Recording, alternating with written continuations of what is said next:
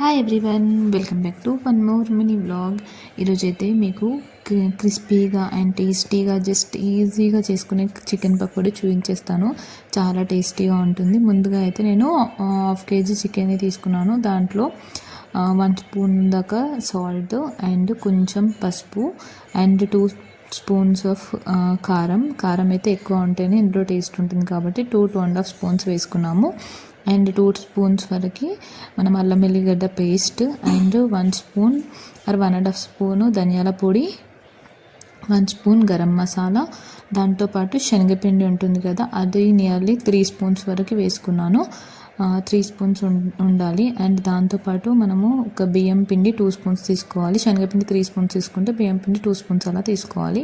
Chicken masala and కొంచెం oil వేసుకొని mix చేసుకొని హాఫ్ అన్ అవర్ పక్కన పెట్టేసుకోవాలి. తర్వాత ఇంకో ప్యాన్లో ఆయిల్ తీసుకొని డీప్ ఫ్రై కోసం మనం హాఫ్ అన్ అవర్ తర్వాత చికెన్ని తీసుకొని డీప్ ఫ్రై చేసేసుకోవాలి. అంతే.